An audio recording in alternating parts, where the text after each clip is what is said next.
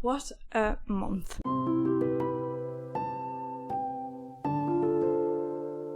First off, apologies because this video was meant to be going out March the 1st, but I ended up being really ill on the week that I was meant to be recording this, so we missed a week. That's fine, I'm here now, and we're going to be talking about my February wrap-up. We're going to start with the stats.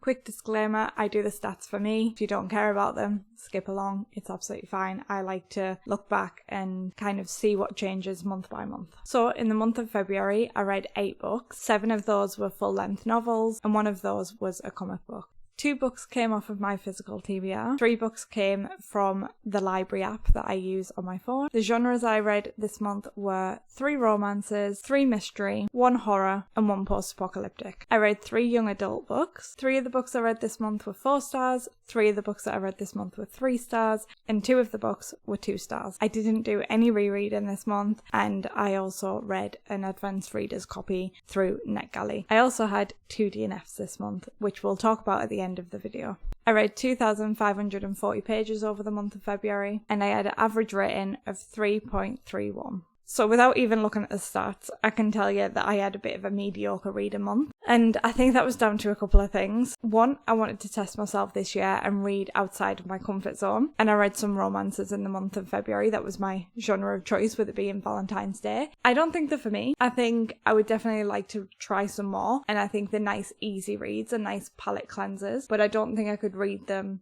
as like one of my main genres that I read. I also think it was a bit of a mediocre month because I didn't get around to reading as much. So because I read those romances and then that made up for so much of my reading month, I only had 5 other books that I read after that. I feel like I didn't get anything worthy in, any like really great reads in, and I wish I had done that.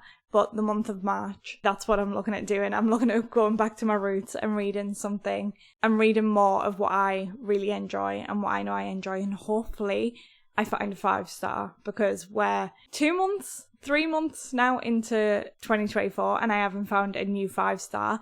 But also I haven't had a 5-star since October, I think it was, since I last checked.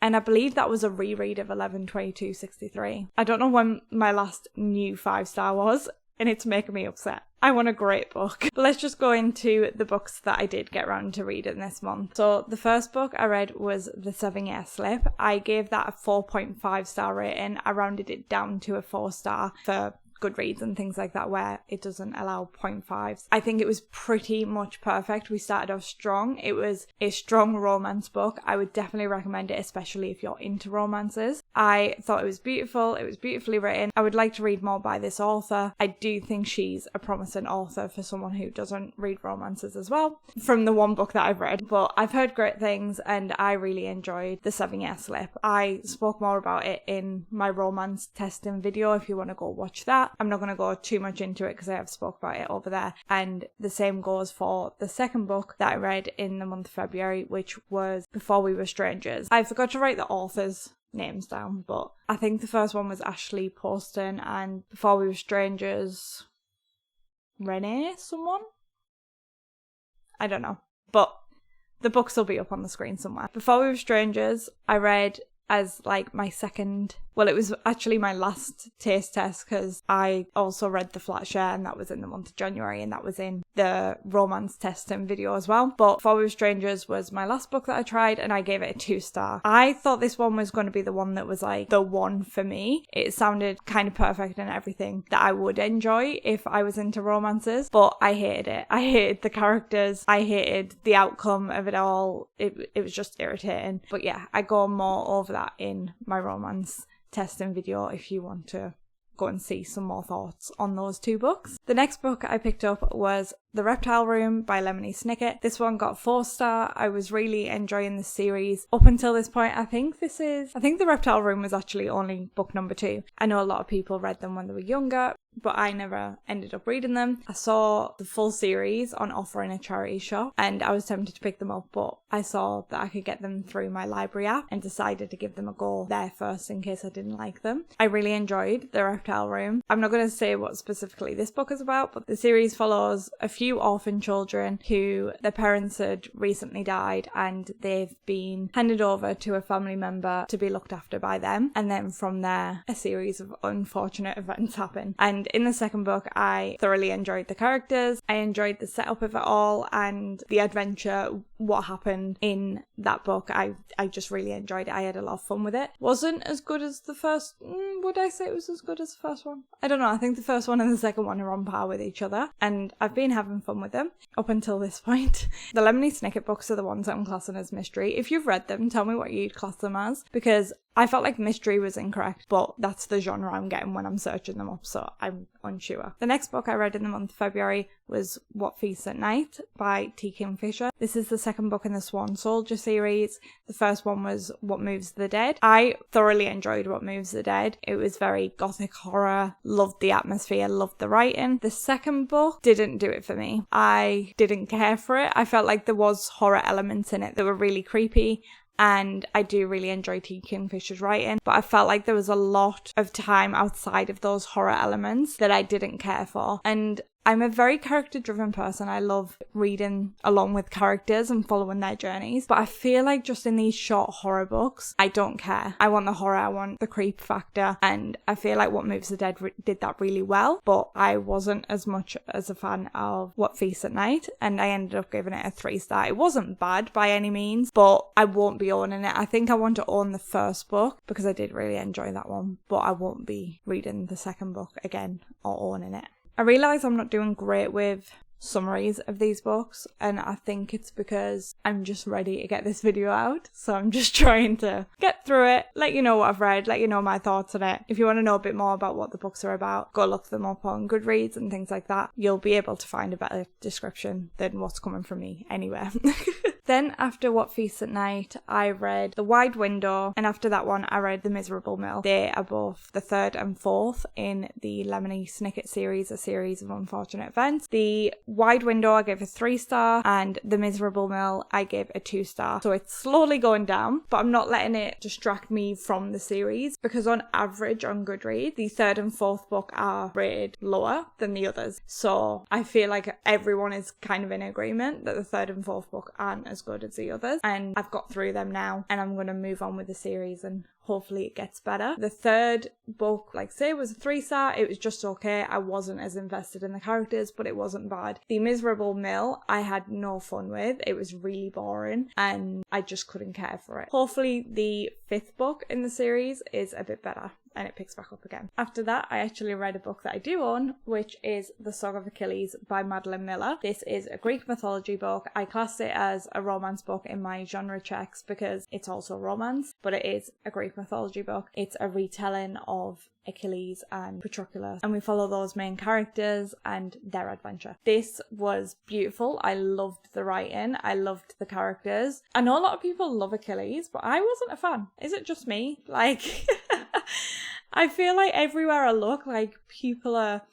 I mean, I know nothing about Greek mythology. This was probably my first taste of anything with Greek mythology, and I do want to go back and read like the original sort of works. From what I understand is like Iliad by Homer, but from what I've heard after the little research that I've done, Madeline Miller did really well with telling the story from the kind of original perspectives. I know that since the original stories of Achilles, that things have been twisted and turned in the history, I guess, and the facts that people know because of all the retellings, and stories have changed from the originals, but apparently Madeline Miller did really well to stick with the original storytelling, if that makes any sense. But I really enjoyed her writing. I did really enjoy this, but there was something missing that didn't make it a 5-star read for me, and it might just be that it's typically not my genre. I think I'm really interested in like Greek mythology and things, but I think because it was like more swaying on the romance side too, I don't know if I've given a romance a 5-star.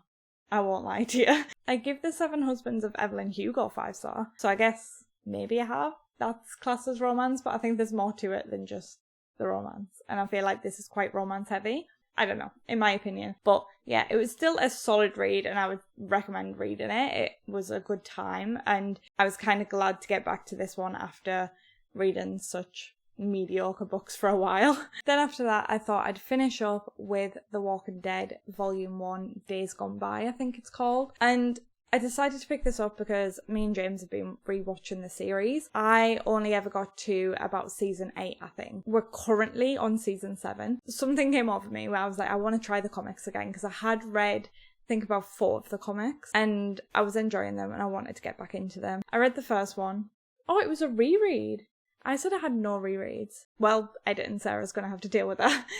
I had a reread this month and it was The Walking Dead. Anyway, I decided to pick it back up again because we're rewatching the series. Like I say, I read like 4 of the comics before and I just decided to pick this up again, give it a try because I remember enjoying it. It got a 3.5 star rating for me. It wasn't bad. I just think I don't care about the comics now. I'm not sure I'll pick the rest up in the series. If it really comes over me, I give the next one a try. Maybe I will. But I don't think I'm as interested in as I am in the TV series.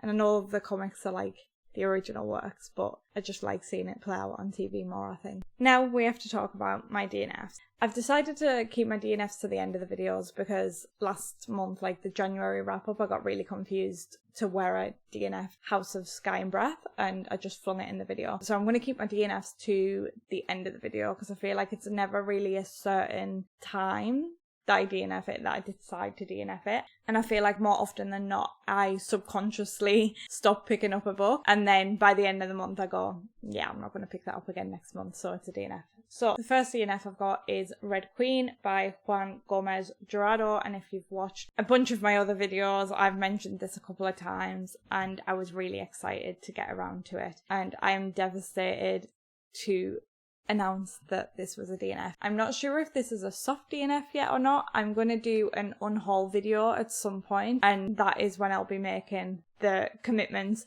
the real strong decisions on which books I'm going to unhaul. But for now, this is just like a soft DNF until I make a decision whether I'm getting rid of it for good or not. The reason why I'm undecided at the minute is because I just wasn't following. Like, I couldn't care. And I don't know if that's the book's fault or if that's my fault. Got to chapter 31, 278 pages I read, and I couldn't tell you anything about this book because I just didn't care. And I felt like it was wrong to finish it and try and rate it because it basically felt like I didn't read it at all because I just don't know what was happening. I remember the first few chapters, I really liked the main character, the police guy that's in this. I can't find his name, but the main character, there's a main police dude in this and I enjoyed him. I liked him. And there's also a TV series adaptation of this and I am thinking I might try that to then see if I could pick this back up and be interested in it. We'll see. That is something I wanted to do. I'm vlogging at the minute for Realmathon and one of the things that I did want to do was start watching and kind of reviewing what I've thought on some of the books that I've read. So like watching movie and TV show adaptations of books that I've read this year so far because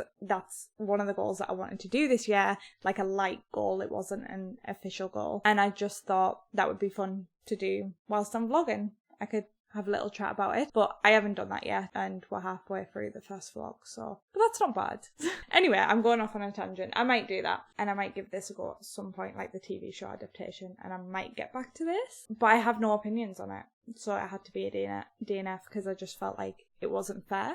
And then the last book that I DNF'd in February was one that I'm really sad about, and it's The Sunlit Man by Brandon Sanderson. And I'm not sad about it for itself, like on its own, but I'm sad about the secret project as a whole. I didn't find a favourite. I didn't find any that blew me away. I thought Tress was really good. I gave it a 4-star rating. I felt like the 4-star rating was fair on Brandon Sanderson, but for my personal taste, it was probably a 3-star. So that was kind of, yes, it was good. There was a couple of characters I liked in it, but would I reread it again? I don't know. And it's sat there looking at me on that bookcase up there. I don't know if I want to keep it or not. If I don't keep it, it's fine because James will take that copy anyway. He really liked it. The Frugal Wizards is the one that I enjoyed the most, and that seems to be the least favourite amongst Sanderson fans, but I enjoyed that one the most and I would reread that again. I had a lot of fun with it. Yumi and the Nightmare Painter, whatever it's called, I DNF'd. It was romantasy, in my opinion. That's how it felt, and that's not for me. And then the Sunlit Man, I tried. I actually found out that all the secret projects were on Scribd. It's called Everand now. I decided, you know what, I'll give the Sunlit Man a go before purchasing it and spending money on it when I don't know if I'm gonna like it. And Brandon Sanderson is usually one I'll spend money on, it's fine. But I didn't want to with this one. I didn't want to wait around, so I decided to just give it a go. And I know people have said to read it kind of after reading the Stormlight Archive books, and I do understand that there's terminology and things in the Sunlit Man that will probably be easier to understand if you read the Stormlight Archive, but I didn't want to wait to do that because I'm not sure if I'll ever get through the Stormlight Archive. I'm not sure if I'll enjoy it. I'm having a bit of a wobbly time with it. The Wave King's got like a 3-star overall, I think. I've got them in part 1 and part 2, and the part 1 was a 2-star and part 2 was a 3-star. So overall, I'd give it a 3-star, that first full book. And I've not picked up Words of Radiance. And I don't know if I care about the Stormlight Archive. So I felt like I couldn't care about Sunlit Man. That's my quick thoughts on the secret projects anyway. I just didn't care, and I have no interest in picking it up. It's out of my system now, so I'm glad for that. I haven't done a video in a while, so now I'm like, what have I done? And I've been vlogging, so I also feel like I haven't been ending the vlog yet. Like, I haven't ended the vlog yet, so now I'm like, how do I end this video? I hope you had a good reading month in the month of February. I hope it was better than mine. I'm hoping to read better things in March. I definitely want to branch out and try different genres, but I just need like a month or two without doing that because February failed. It fell flat for me because of that. Hopefully you had a good reading month in February. Let me know if you had any 5 stars. Recommend me some 5 stars, please, because I need one. Thank you so much for watching, and I'll see you next Friday with another video. Bye. Been so long.